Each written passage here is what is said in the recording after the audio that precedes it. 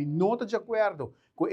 representante do povo tem unicamente 5 minutos para não riba na dissertação, mas também para fazer perguntas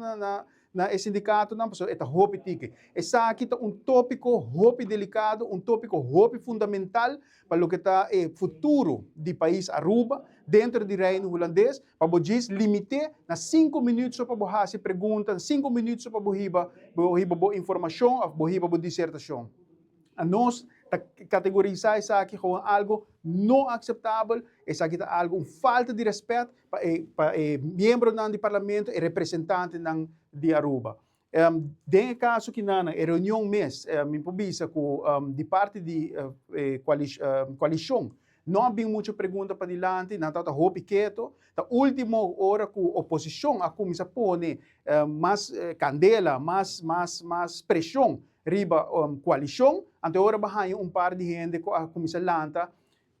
riba par de speech que não está compreendendo pia ni cabeça que não quer trazer para diante, alguma pergunta que nota ao caso, mas em todo caso esse pueblo mesmo mira. Então o pueblo me se lanta fez sonho, então quem está representando Bolsonaro aqui dentro? Imaginava a dura 143 dias para o Presidente do Parlamento por a yama e reunião AUE. E nós não compreendemos motivo, para sobre semana passada, já vierna, nós recebi carta de comerciante que quer fazer certa inversão em Oranha Stad, revitalizar inteiro centro de cidade seguro um desenvolvimento positivo, pero lo que nós quer trazer adiante é hecho que o comerciante está pedindo uma reunião já vierna à tarde, já luna mainta acaba, Presidente do Parlamento chama reunião aqui. De outra banda,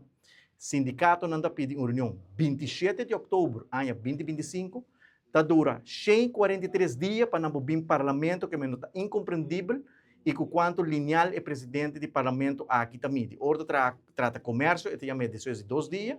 outra trata sindicato, não que representar a classe trabalhadora, não tem guarda quase 6 lunas de um tema, assim fundamental, que é reis